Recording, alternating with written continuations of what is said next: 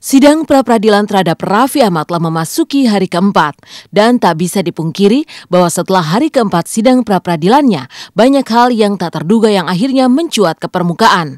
Selain kisah penggerbekan yang akhirnya terkuak, kisah lainnya adalah kabar tentang tanda tangan yang dibubuhkan paman Raffi sendiri di atas sebuah surat permohonan agar Raffi direhabilitasi BNN. Kemarin dalam sidang di PN Jakarta Timur, pihak pengacara BNN kembali menyinggung soal keputusan merehabilitasi Raffi. Bahwa tidak ada izin, ya, yang saya sampaikan di sidang ini, bahwa ada surat permohonan, ya, dari pamannya Saudara Mansur, dan kami sudah hubungi Saudara Mansur ini. Apabila dibutuhkan, dia siap untuk mendengarkan keterangannya bahwa memang dia tidak pernah mencabut sampai sekarang surat permohonan, dan tetap dia akan memberikan keterangan bahwa dia setuju untuk Raffi direhab. Umumnya kan sudah bikin surat permohonan. Meski pihak BNN sudah mengantongi tanda tangan paman Raffi dalam surat permohonan untuk rehabilitasi, tapi ibunda Raffi ternyata tidak tahu menahu soal surat permohonan tersebut. Benarkah keabsahan surat itu kembali dipertanyakan pihak Raffi? Saya nggak di sini ketika memang itu omnya Raffi yang menandatangan, saya tidak tahu, tidak ada konfirmasi sama saya. Dan mungkin di situ banyak om-omnya Raffi atau tante-tantenya Raffi, tapi ini pasti diawali tidak keinginan Raffi sendiri, gitu kan. Saya yakin itu karena kalau itu keinginan dari Raffi sendiri, pasti dia yang akan bicara meminta saya, bukan dia yang meminta kepada om-omnya, gitu kan. Cuma ini mungkin diawali bukan dari pemikiran dari Raffinya sendiri, tapi kan dalam keadaan itu mungkin ya Raffi iya aja nggak ngerti, tapi kalau seumpamanya memang itu yang diinginkan Raffi, pasti dia akan bicara sama saya, dan yang berhak dalam undang-undang pun saya.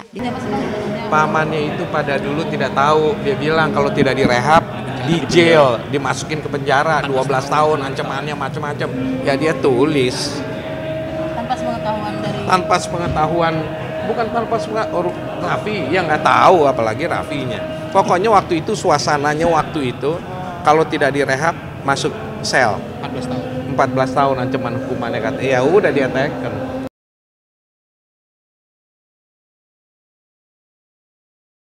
Dan meski telah memasuki hari keempat sidang pra-peradilan terhadap Raffi Ahmad, heboh beredarnya transkrip SMS yang mengarah kepada kisah penangkapan Raffi masih saja menjadi perbincangan.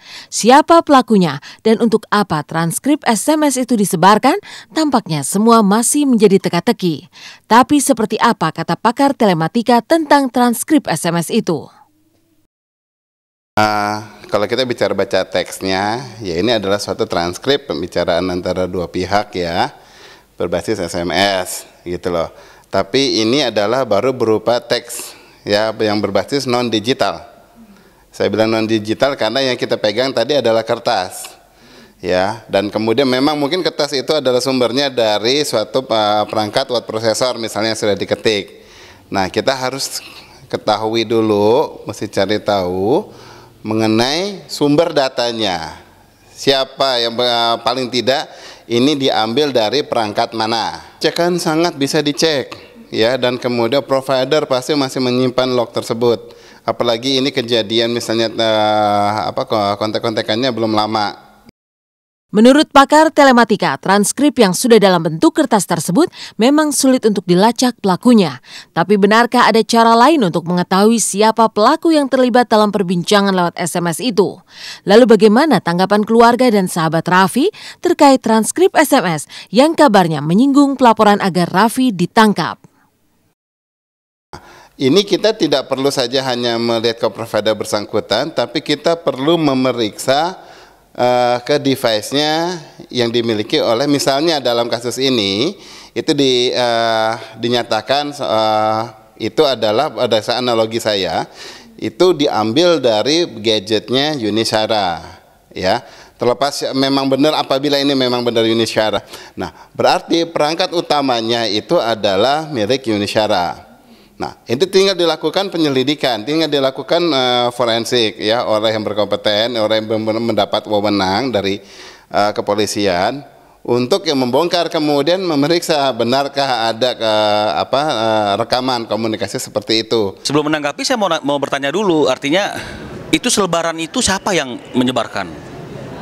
kan kita harus jelas ya, kalau misalnya sesuatu yang kita mau jadikan itu sebagai suatu alat bukti, sumbernya pun kan harus jelas. Nggak bisa dong alat bukti itu dapatnya mendadak dari langit atau dari seseorang yang nggak dikenal, surat kaleng. Ini kan nggak bisa, karena terkait dengan selebaran itu masih ada beberapa pertanyaan. Apakah pertama itu benar apa tidak? Sebelumnya dulu juga pernah dengar katanya ada sering SMS gelap kan, SMS gelap sama saya terakhir ini. Terus SMS gelap dulu ke Raffinya gitu kan, bahwa pokoknya intinya seperti itulah gitu. Cuma saya nggak terlalu menghiraukan lah, saya lebih menghiraukan ke hukumnya Raffi. Tentang Yuni Syara, itu kita nggak mau nanggepin ya, itu di luar urusan kita, itu kita nggak mau nanggepin. Kita hanya konsentrasi untuk menemani jalannya hukum Raffi. Kalau masalah itu aku juga nggak tahu, karena balik lagi ke itu bukan porsi aku untuk berbicara gitu. Nanti kan pasti hukum yang akan pasti nggak lama lah, pasti juga akan seperti apa ketahuan ujungnya gitu. Meninggalkan kisah Raffi Ahmad, panggung X Factor Indonesia tadi malam dirundung kesedihan karena harus kehilangan salah satu finalis favorit, yaitu Yohana Febrianti.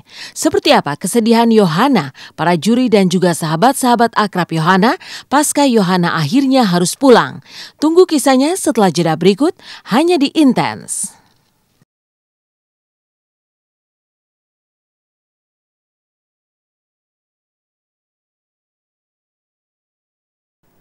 Dan dari panggung X Factor Indonesia tadi malam, suasana persaingan antar para finalis semakin menegangkan. 11 finalis yang masih tersisa berjuang mati-matian untuk terus maju ke babak selanjutnya. Lalu seperti apakah kesedihan Yohana yang akhirnya harus pulang tadi malam? Simak kisahnya setelah yang satu ini.